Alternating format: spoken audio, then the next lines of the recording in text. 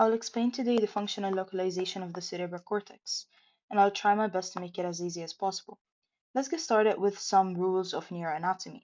Whenever I say functional localization, it means that I have a specific area in the cerebral cortex that forms specific function. When I say excitation, like for example from epilepsy or tumor, it means I'm overstimulating a function. So for example, in vision, if I have excitation of it, it could lead to hallucination. Lesion or damage, on the other hand, it means loss of the function. So for the vision, again, if there is a lesion, it would lead to loss of vision.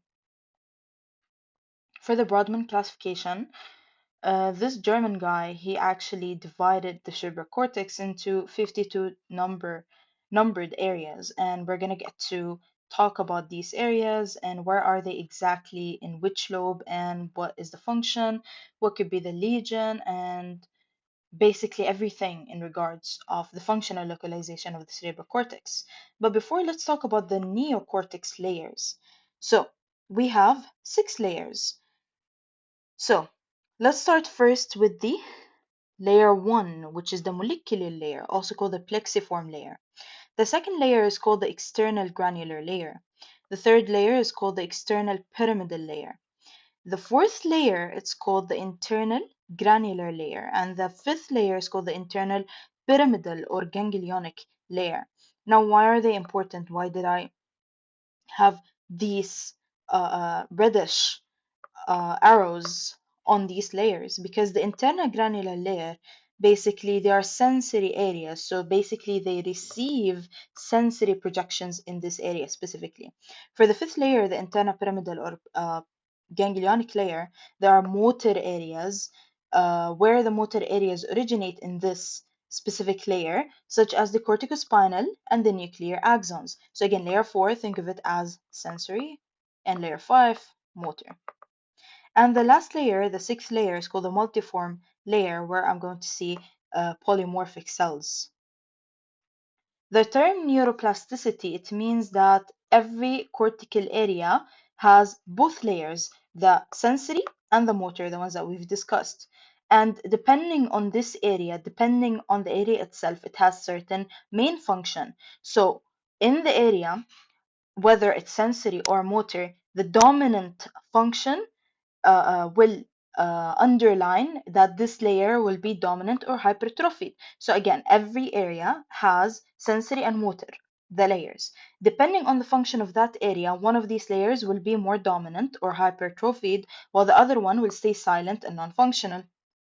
Now, is this silent layer will stay like this without a function, without nothing to do? No, it will act as a reserve. So for example, let's say the dominant one was the motor layer. So if this motor layer starts to degenerate, for example, because of stroke or hemorrhage, this silent layer will act as a reserve, will take its place. So by that, we explain how paralyzed people can actually regain their movement over time. Subhanallah. Okay, now let's carry on with the hemispheric lateralization. What does this mean? What does lateralization mean? It means I have a distribution of function between two hemispheres, but this distribution is not the same. It's not symmetrical. Each hemisphere has its own distribution of function, and it begins when? It begins during the fetal life, and then it becomes fixed and specific to each hemisphere later on in life. So let's talk about the corpus callosum. If you remember in the previous videos, I've discussed about the corpus callosum, and I said it's the one that connects the two hemispheres with each other. And it doesn't only connect, it also transports information between the halves.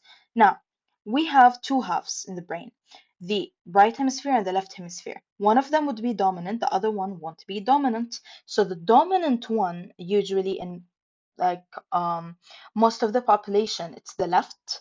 So it means that they will be right-handed, meaning what? What's in the left hemisphere? What do we see in the left hemisphere? It's associated with handiness, language perception, spoken and written speech, analytical functions, reasoning, and math and number skills, as you can see here in this picture. But that doesn't mean that some people have the right hemisphere being dominant, which means that they're left-handed. And as you can see here from this picture, what will happen with them? They will have mainly the nonverbal perceptual tasks. They will have the visual, 3D forms, imagination, artistic, musical. All of these will happen in the right hemisphere and they will be left-handed. Now, whenever we are taking history of a certain patient that appeared to us in the clinic, it's very important to ask them which hemisphere is dominant. How do we ask them? Obviously, we're not going to tell them which hemisphere is dominant. We're going to tell them, are you right-handed or left-handed? Why? Because in the dominant hemisphere, let's say this patient came and his dominant hemisphere is the left one. So in his dominant hemisphere, we find very important areas of speech, centers of speech, called the Broca's and the Wernicke's area.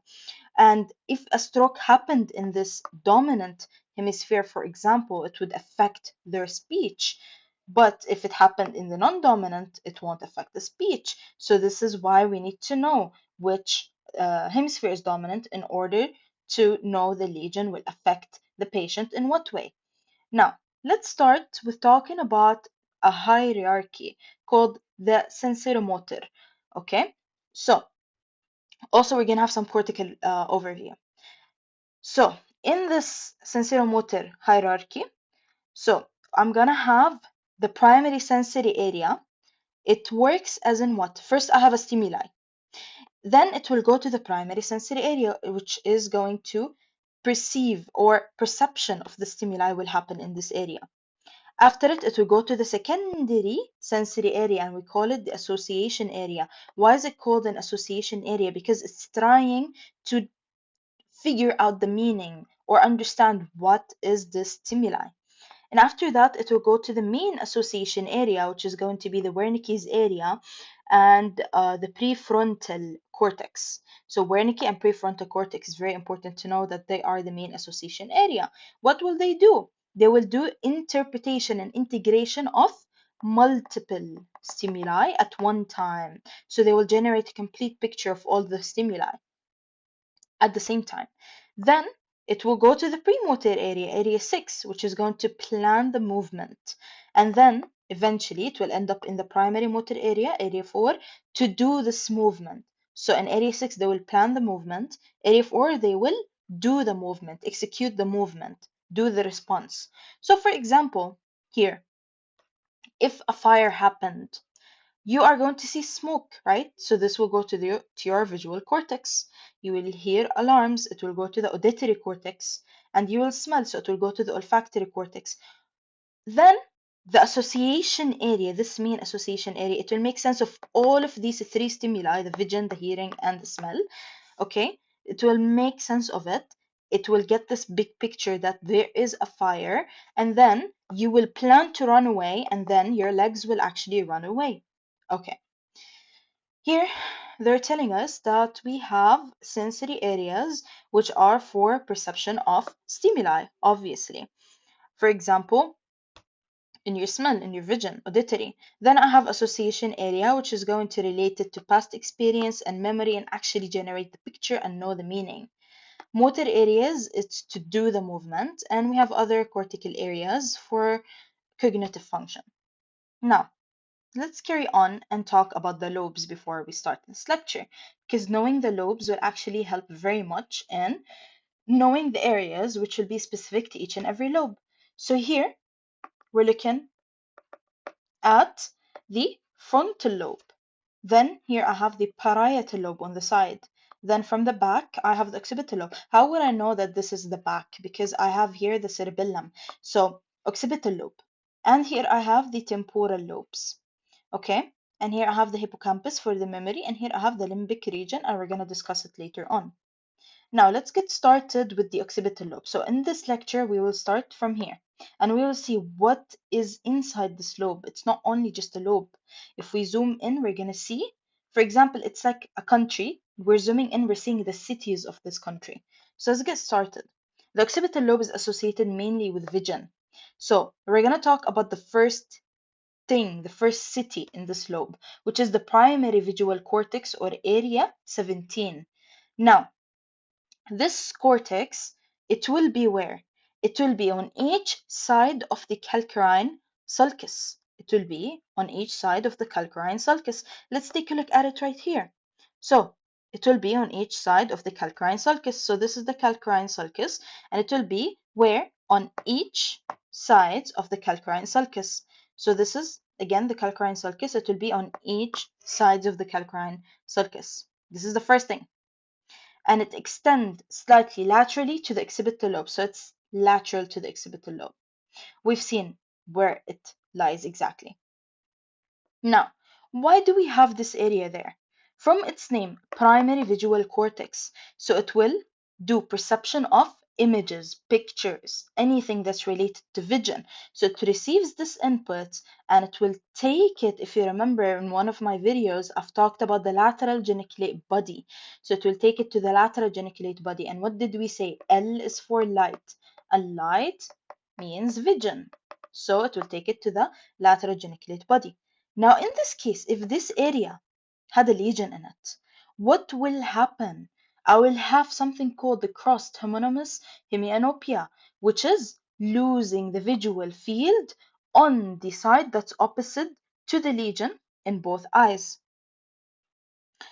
Now, if it was bilateral, it will lead to complete blindness. And if we cut the optic nerve, it will be complete blindness only in one eye. Like, for example, the right optic nerve, so it will be the right eye. Okay? Okay. Now, we will again repeat this and make sense out of it. Just bear with me, okay? Now, for the visual field quadrant, the visual cortex, it receives images upside down, okay?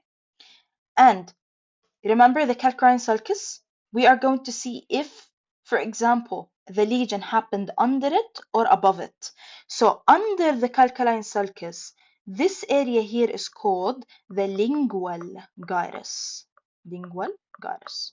And above the calcarine sulcus, the area is called what? The cuneus gyrus. The cuneus gyrus.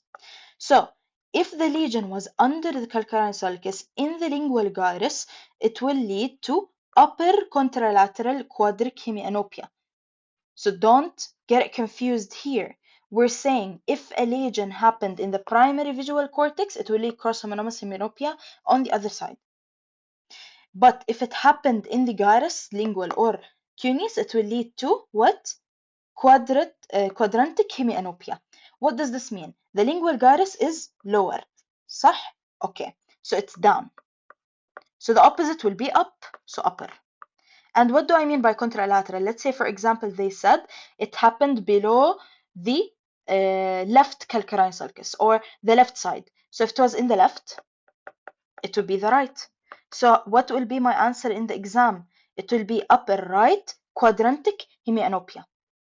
Now the same applies if the lesion was above the calcarine sulcus in the cuneus gyrus. It will lead to what? This is up. So the opposite will be lower. Contralateral quadrantic hemianopia. So if they said it happened in the right cuneus gyrus, okay, or above the calcarine sulcus, and tell me what happened here in this case. So right, what will I say? Cuneus is up, so it will be lower, left quadrantic hemianopia. I hope it makes sense. Now, this is for the primary visual cortex. What about the secondary visual cortex, which is area 18 and 19? The primary is 17. So it will be around the area 17. So this is area 17, the one that we talked about. On each side of the, where? On each side of the what? We said the calcarine sulcus, lateral to the occipital pole. The secondary visual cortex, they're saying it's surrounding it. It's surrounding it. Okay? And it's surrounding the rest of the occipital lobe.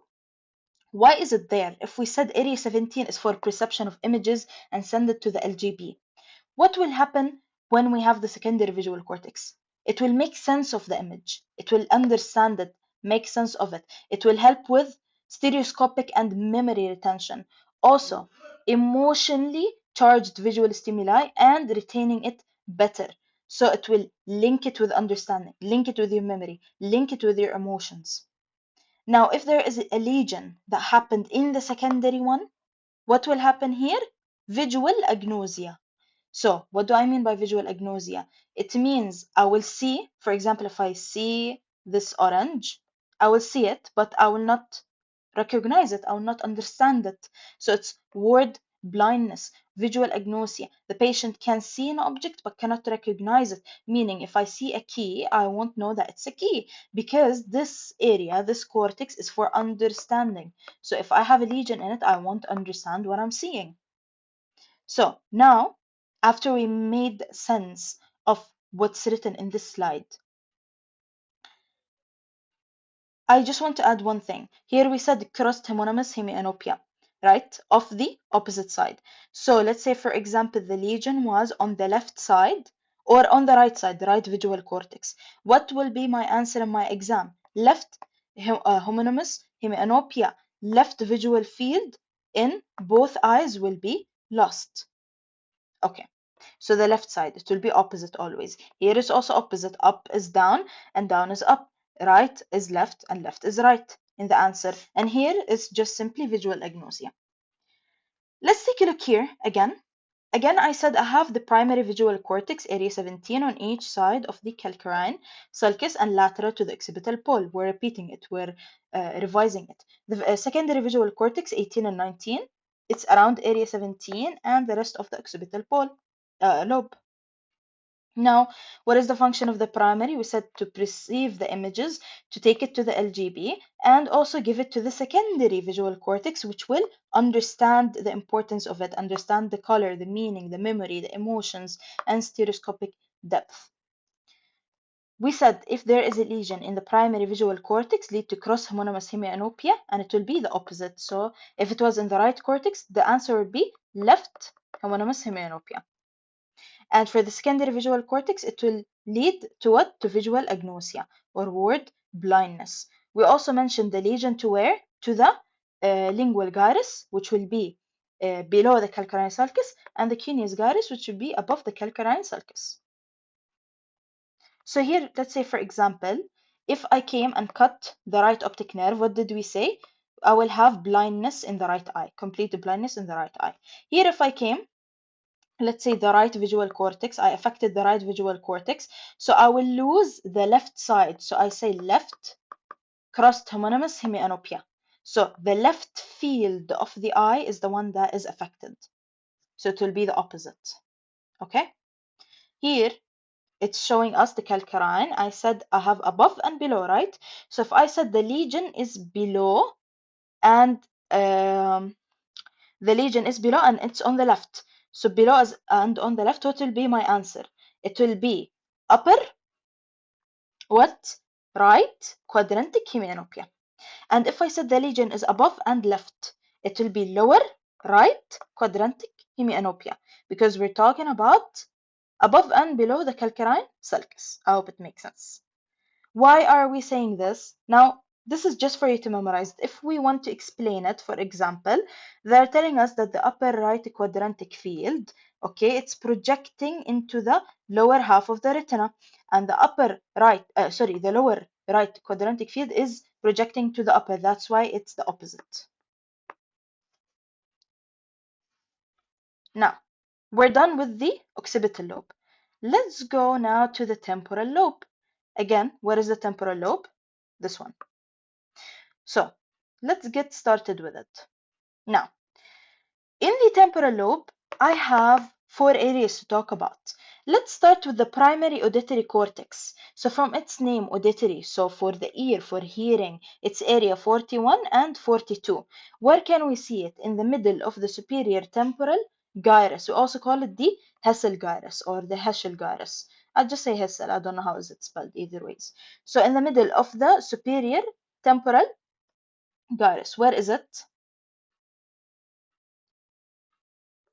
This is the superior temporal gyrus. So it will be in the middle of the superior temporal gyrus. Why? Because I have a superior temporal gyrus, middle temporal gyrus, and inferior temporal gyrus. So the primary auditory cortex, it will be in the superior temporal gyrus. This is the first thing, the location.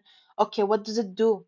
It does perception of the sound. So it reminds me of what? It reminds me of the primary visual cortex, which does a perception of the pictures and take it to LGB. So what do you think this one will take it where? To the MGB. Remember in the previous video I said M is for music, and music is meaning hearing. Now if I have a lesion here, what will happen in this case? So if it was unilateral damage, it would lead to incomplete bilateral deafness and inability to localize the sounds in the contralateral ear, in the contralateral sound field. So if I have a unilateral damage that happened on one side only, it will lead to slight bilateral deafness and inability to recognize the sound on the opposite sound field, on the opposite ear. So here it's also opposite. Until now, they're all opposite, opposite, opposite. Then I have the secondary auditory cortex, which is area 22, and bear in mind it's found in the non-dominant side. And by now you know what I mean by dominant and non-dominant. So it's found on the non-dominant side. It's the secondary auditory cortex. Where can I see it? In the remaining part of the superior temporal gyrus. So it's in the remaining part. So where is the secondary auditory cortex? It's found in the non-dominant, on the non-dominant, and in the remaining part of this superior temporal gyrus. So the primary auditory is found in the middle of the superior temporal gyrus. In the secondary, it's found in the remaining part of the superior temporal gyrus. What does it do? It's to understand the meaning of the sound. If there is a lesion here, again, it's similar to the secondary visual cortex, right? So what will I have here in this case? Auditory agnosia, word deafness. So the patient will hear but cannot understand what you're saying. So it's similar to you, for example, speaking Arabic and English, hearing someone talking in Spanish, you won't understand what they're saying. So this is auditory agnosia in this case. We don't have the lesion, we just don't understand the language. But I'm just saying for people who have this lesion, this is how they feel. Now, the Wernicke speech area, it's area 22 on the dominant side. So don't get this mixed up. Secondary auditory cortex is 22 on the non-dominant. Wernicke's is 22 on the dominant. So where is it? It's found in the inferior parietal lobule, okay, on the supramarginal angular gyri, and it's found in the posterior part of the superior and the middle temporal gyrus. So the Wernicke's area, again, is found where? In the posterior part of the superior and the middle temporal gyrus. So in the posterior part of the superior and the middle temporal gyrus, and the inferior parietal lobule, which is the supramarginal and the angular gyri. So again, where is it found? Let's see here, inferior parietal lobule. And here, I'm not sure that it's showing that much, but I will just try to draw it here. So here I have the superior parietal lobule, and here I have the inferior parietal lobule.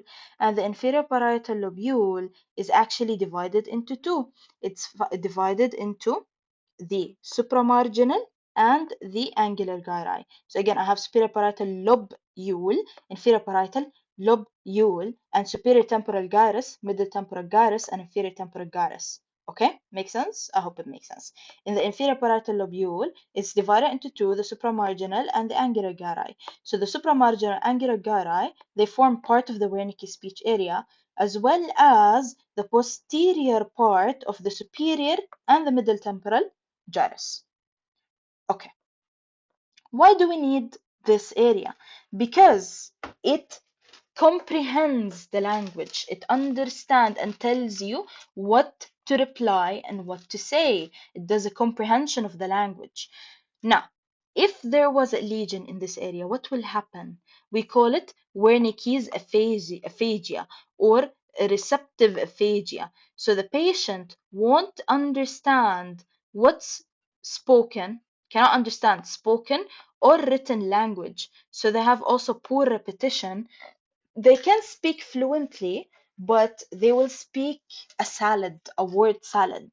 So wrong or made up words without realizing it. So again, the Wernicke's aphasia or the receptive aphasia, the patient won't be able to understand the spoken or the written language. They won't be able to understand nothing, and they will be able to speak fluently. This is a key word in the exam. So I don't know why it's not writing. Just a second. So they will be able to speak fluently, but they won't speak correctly. They will speak a word salad. So again, they will be able to speak fluently, okay, but word salad and poor repetition. These are the keywords, okay? And lastly, I have the facial recognition area, which is found in the fusiform gyrus, which is found in the medial occipitotemporal gyrus. So the facial recognition area, it's found in the fusiform gyrus, which is in this area here. We also call it the medial occipitotemporal gyrus. So we can see it inferiorly, basically. We can see here the calcarine, cuneus, and the lingual gyrus. We can see the hippocampal gyrus, then fusiform gyrus, then the inferior temporal gyrus. So this gyrus here, the fusiform gyrus, or also called the medial occipitotemporal gyrus, is where I will see the facial recognition area. It's found on the medial surface. So this is the lateral view where we were seeing these structures here. On the medial view, or even on the inferior view, we can see it, the fusiform gyrus, or again the medial occipitotemporal gyrus. Now this one, from its name, facial, so it will help you in recognizing the faces of the people. So if I have a bilateral lesion here, it will lead to facial agnosia, or also called prosopagnosia, which is inability to recognize faces. If it was unilateral, nothing will happen. But if it was bilateral, this will happen. Okay, now let's revise again. Again, I have the primary auditory cortex, area 41 and 42. It's found where? In the middle of the superior temporal gyrus. And then the secondary auditory cortex, area 22, and the non-dominant, I'll find it in the remaining part of the superior temporal gyrus. The Wernicke's, I said it will be in the posterior superior temporal gyrus and middle temporal gyrus. And also it will be in the supramarginal and angular gyrus, which are parts of the inferior parietal lobule. And I have the facial recognition area and the fusiform gyrus, which is also called the medial occipitotemporal gyrus. Now, the function of it, the primary, we said it's perception of sounds, take it to the MGB. And the secondary, understanding the meaning. The Wernicke's, to comprehend the language and help you speak, speech center. And then for the facial, it's to recognize people by faces. Then we said if there is a bilateral lesion, lead to prosopagnosia, and we explained what is it. And then for the primary auditory cortex, we said if it was unilateral damage, it will lead to incomplete deafness, but inability to localize the sound as well. In the secondary auditory cortex, we said it will lead to the auditory agnosia, or word deafness. In the Wernicke's, we said to receptive aphasia, or Wernicke's aphasia, which we described it by the word salad, speak fluently, and cannot repeat. Now, the rest of the temporal lobe is an association area for what? Storage of previous sensory experience, and part of the Wernicke's area, the speech and upper quadrantic field defects. Now let's move on to the third lobe, which is the parietal lobe, which is the one that is here. So far we finished the occipital and we finished the temporal.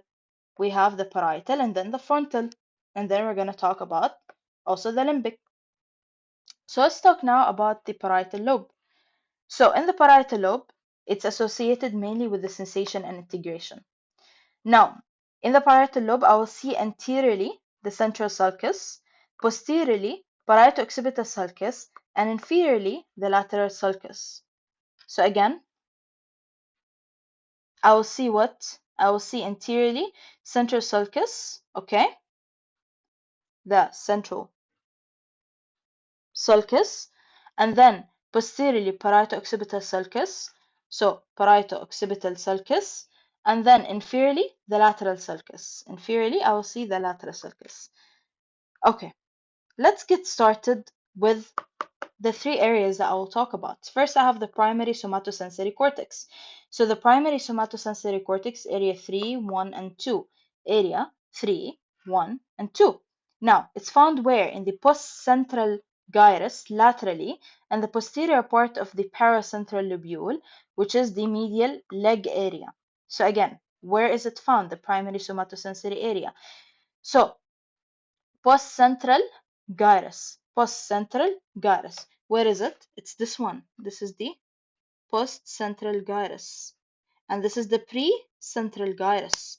So I have the postcentral gyrus and the precentral gyrus. Here I have the postcentral sulcus and the precentral sulcus. And here I have the central sulcus. So this is again the postcentral gyrus. So it's found in the postcentral gyrus laterally. And also the posterior part of the paracentral lobule, okay, the sensory leg area medially. Where can I see it specifically? The leg area is here, yes, in the sensory leg area, okay. So posterior part behind the central sulcus of the paracentral lobule in the leg area.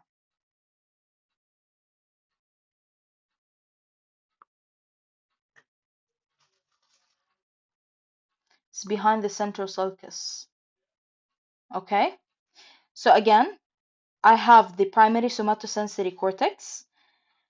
I have it in the postcentral gyrus laterally and the posterior part of the paracentral lobule medially.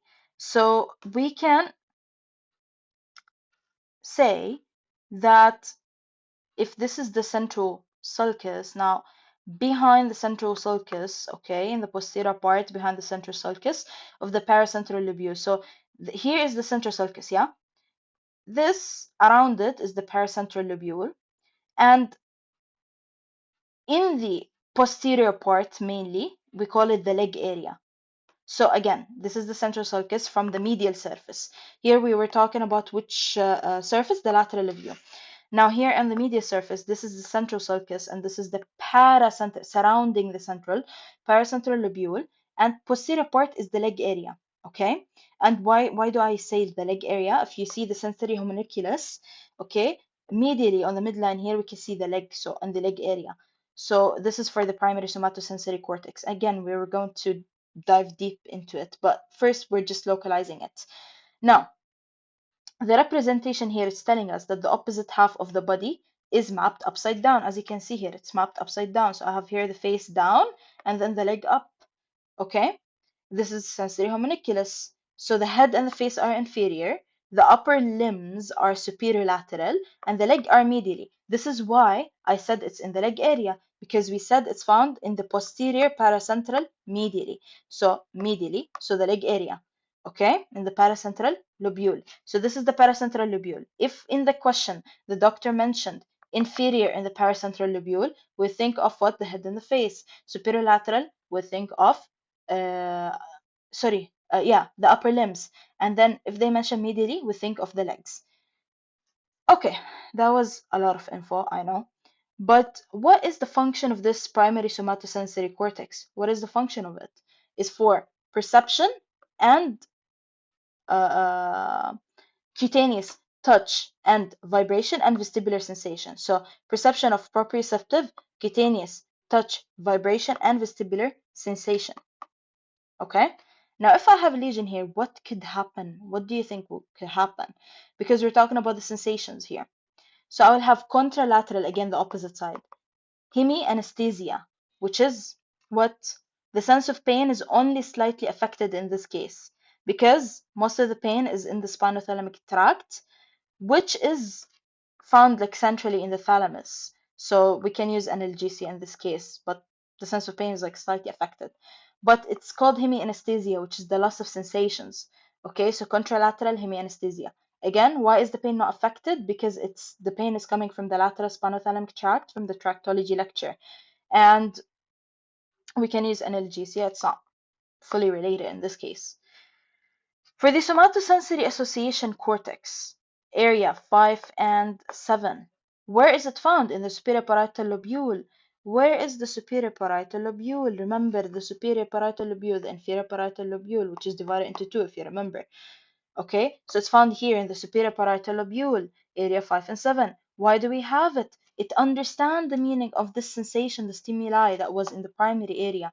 So it's the center of stereognosis. What is stereognosis? To be able to identify objects by the texture without looking. So let's say, for example, we bring this person and we tell them to close their eyes and touch, for example, a flower, and they will be able to tell you that it's, oh, a flower.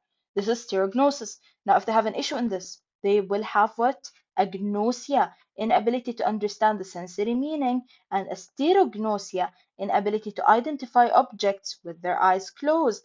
Plus, they will have something called apraxia, which is a motor disorder, where the patient has no muscle weakness, but they lose their goal-directed movement. They forget the steps. Okay?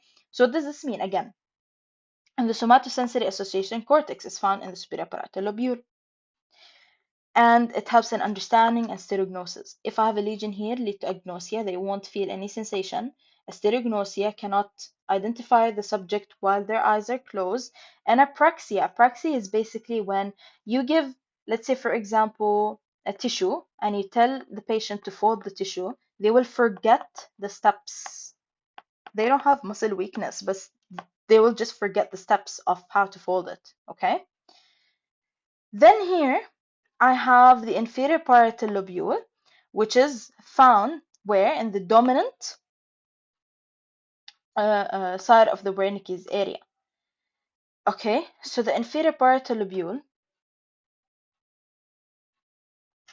the dominant side of the Wernicke's area, we said it includes the supramarginal and the angular. The supramarginal is called area 40 and the angular area 39. Okay, so what do we have in this area? In the supramarginal and the angular, we divided them into two because we'll talk about them separately. So for the supramarginal gyrus, which is area 40, the lesion here, it will lead to what? We talked about the lesion of the Wernicke's in general, if you remember previously. And we said it's the receptive aphasia. Now, here, when we're talking about the supramarginal, it will lead to facial apraxia, sensory apraxia, conduction aphasia.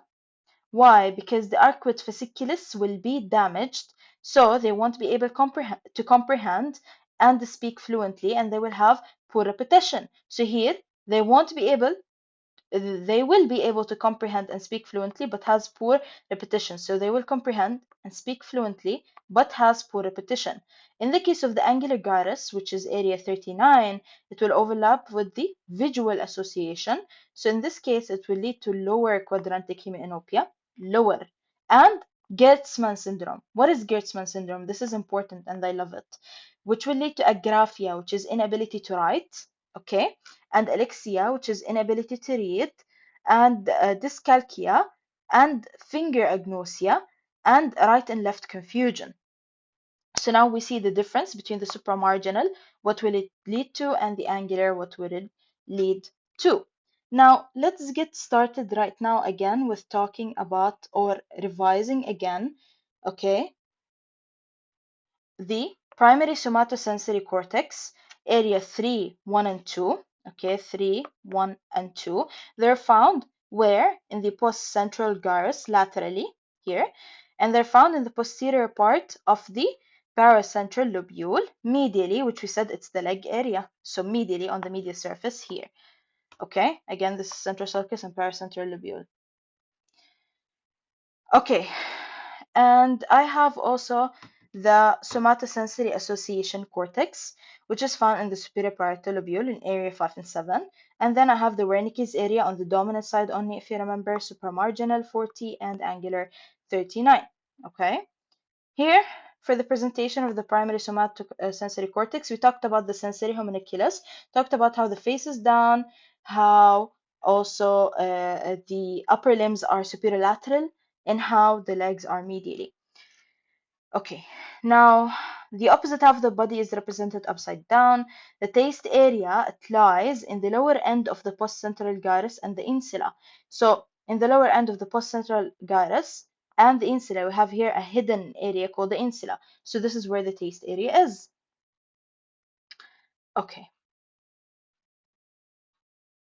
And then we talked about the primary somatosensory area, which is for proprioception, and the somatosensory association area for understanding, center of syagnosis, the Wernicke's area, we talked about it for visual, auditory, language, multimodal sensory stimuli, integration of different senses, okay, which projects to the Broca's area.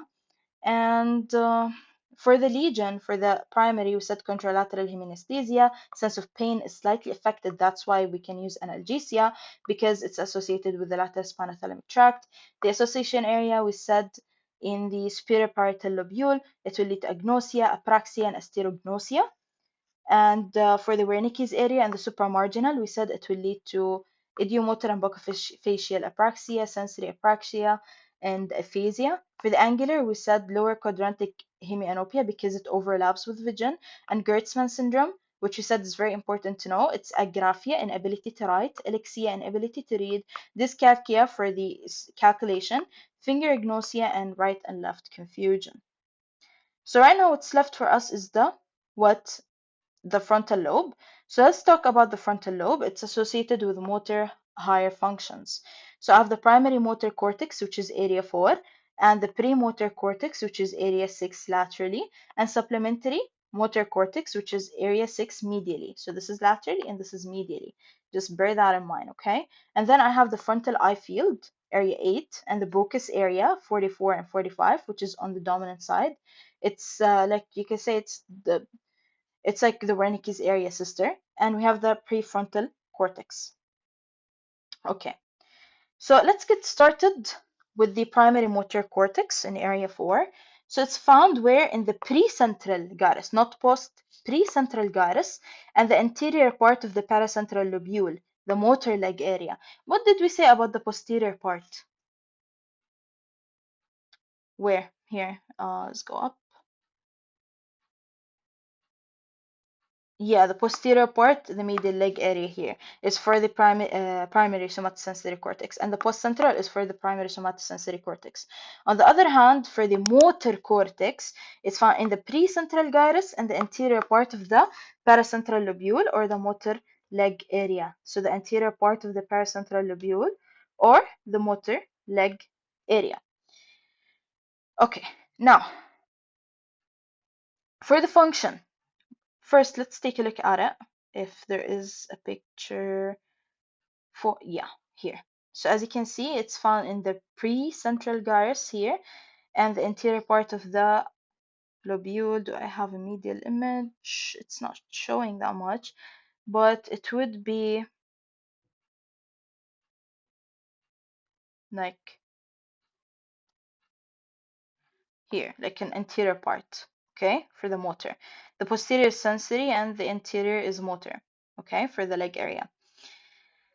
Now, it helps in the origin of what? The pyramidal tracts, which initiate and execute or do voluntary skillful movement, except the eye, it doesn't include the eye, okay? Helps with the body movements, highly skilled area in like the face, the tongue, and the thumb wider surface area.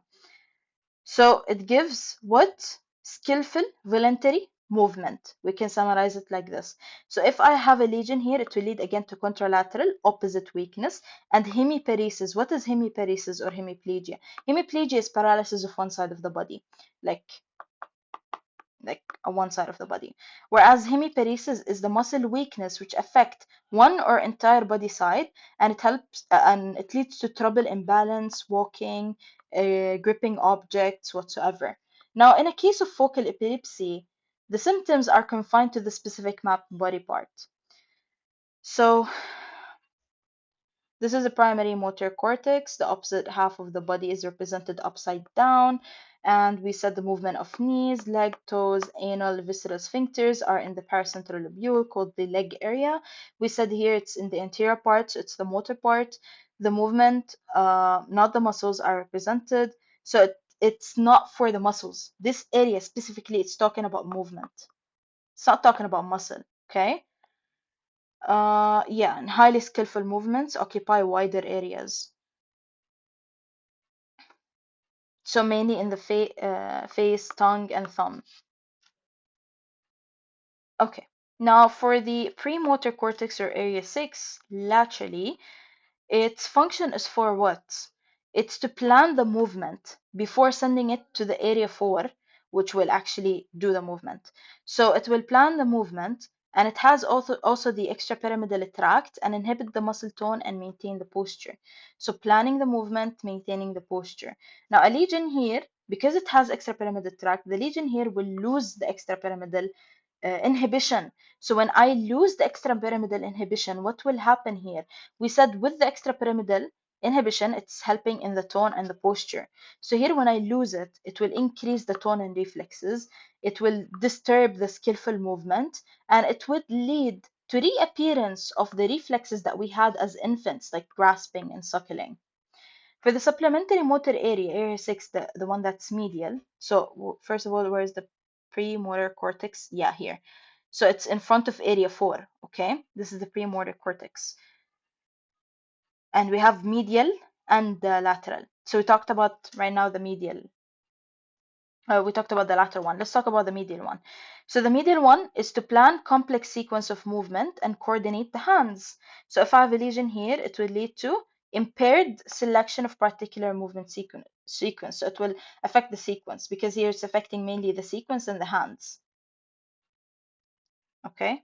Now for the frontal eye field or area 8, the one that we can see here, it's where basically in the center and middle frontal gyrus. So here I have what? The superior frontal gyrus, the middle frontal gyrus, and the inferior frontal gyrus.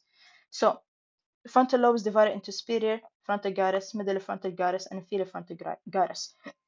In the center of the middle frontal gyrus and part of area 6, which is the premotor cortex area, is the frontal eye field. Okay, so it's for voluntary lateral eye movement to the opposite side. If I have a lesion here, the patient will not be able to look to the opposite side. So they will have their eyes fixed towards the same side of the lesion. So normally it helps in looking to the opposite side laterally.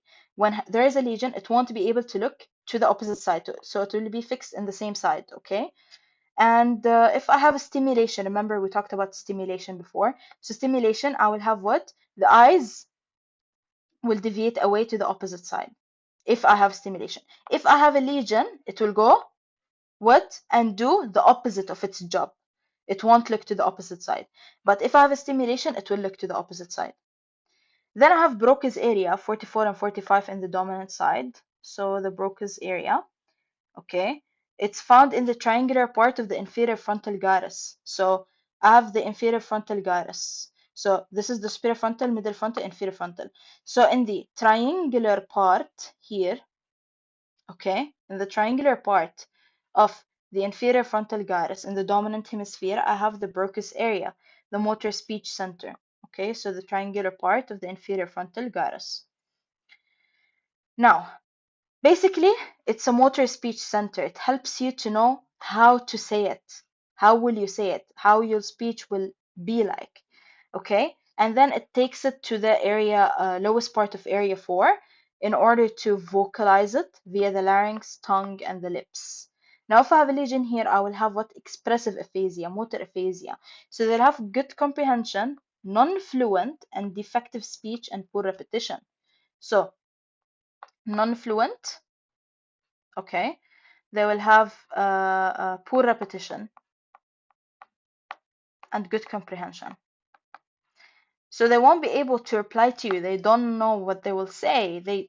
Their Broca's area is broken. Expressive aphasia. They're understanding, but they don't know how to say it. Then I have the prefrontal cortex. It's also called the frontal association area, by the way. And it's like most of the medial frontal gyrus. It's most of the medial frontal gyrus. So here, most of the medial frontal gyrus, and the orbital part of the inferior surface. The orbital part of the inferior surface. So from the inferior area, there's an area called the orbital part, so it overtakes it. So here, the orbital part of the inferior surface. Okay,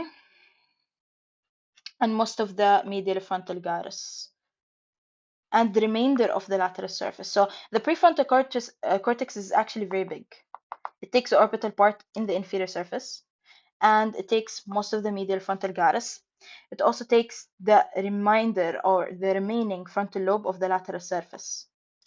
So put this in mind, okay? Now, it distinguishes us from animals. It helps in the intellectual function, like thinking, judgment, foresight, short-term memory, mood, and social behavior, and autonomic function. If I have a lesion here, for example, because of trauma, tumor, lobectomy, ADHD, okay, lead to short attention span, that's one, okay, emotional liability, careless appearance, and loss of social inhibition. So the patient will behave like an animal. This is a keyword in the exam. Okay, they'll be impulsive. So this is the frontal lobe. I have the precentral area and the prefrontal area. Okay, here the orbital area. Tamam. And then I have here what the supplementary motor cortex, which is in the medial surface of area 6. Supplementary motor cortex, the medial surface of area 6. I have the premotor cortex, area 6, which is in front of area 4. I have the frontal eye field in the center of the middle frontal gyrus and part of area 6. And then I will have the primary motor cortex, okay? The primary motor cortex, which is found in the precentral gyrus and the anterior part of the paracentral lobule. We said the anterior, okay? And it's the motor leg area. And I have the prefrontal cortex. We've seen the three locations of it here, okay? The orbital, lateral surface, and medial frontal gyrus. And then I have the Broca's area in the triangular of the inferior frontal gyrus in the dominant hemisphere. Then the functions, we talked about the supplementary being for planning, the primary for the voluntary, skillful, pyramidal tract except the eye. The premotor cortex, area 6, is for planning, and extrapyramidal posture, balance, and muscle tone. Okay, whereas supplementary is only planning. I said there is medial and lateral sides, so this is what we're talking about in area 6, okay? This is what we talked about exactly here, yeah, the lateral and the medial. Okay, and then I have the frontal eye field. I said to look to the opposite side, conjugate lateral movement. The Broca's area, we said it's for speech production by projecting it to area 4, so they will be able to vocalize it by the larynx, tongue, and lips in dominant hemisphere. And then here we talked about the lesion in the primary motor cortex, lead to contralateral weakness, hemiparesis, hemiplegia. The supplementary motor cortex, we said it will lead to impaired selection of particular movement because we said it's associated mainly with the hands here. Okay, so this is the one that's medial, and then oops, yeah, and then here the one that's lateral, we said it's for like increase the muscle tone. It will bring back the infantile reflexes, the grasping and suckling. The Broca's area, motor non-fluent aphasia and ability to express. Frontal eye field, it will lead to deviation both. If it's irritation, it will lead to deviation both sides to the opposite side. Damage, inability to look to the opposite side. Irritation is similar to stimulation, okay? So yeah, now we have the summary of the speech anatomy. So how do you say a word you read or hear? Now the words are going to be perceived in the visual or the auditory cortex, and they will be sent where? So let's get started. The visual or the auditory cortex, right? So here is number 1. Then they will go to the Wernicke's area. And after that, okay, the Wernicke's area is going to interpret it and make a sense out of it. And then they will go through the arcuate fasciculus, this bundle here, to the Broca's area. And then in the Broca's area, it will actually plan the speech. And then after planning it, it will send it where? To the primary motor cortex in this area to vocalize it. In this case, this is how the speech will happen. Now, if I have something called panaphasia or global aphasia, this is where the patient cannot perceive, cannot understand, cannot talk or repeat, and it's commonly seen in massive strokes. Now we have other cortical areas. For the taste or the gustatory area, it's found in the lower end of the postcentral gyrus and the insula. So, where is it? Here in the insula or the lower postcentral gyrus, and we said the insula is hidden actually. Yes, this one is the insula. It's hidden inside. Okay, and the vestibular area is for the position in space, and we can see it in the postcentral gyrus. The vestibular area is seen in the postcentral gyrus. And then I have the insula, which is in the floor of the lateral sulcus. So it will be in the floor of it here inside. So if this is the lateral sulcus, it will be in the floor of the lateral sulcus. Okay, and it's for what? Movement, speech, and taste. The olfactory, which will include the primary and the secondary area for smell. Okay, and it bypass the thalamus directly. Okay, the primary will be the periamygdaloid and pre-piriform, and the secondary area. So let me see if it's seen here. The olfactory.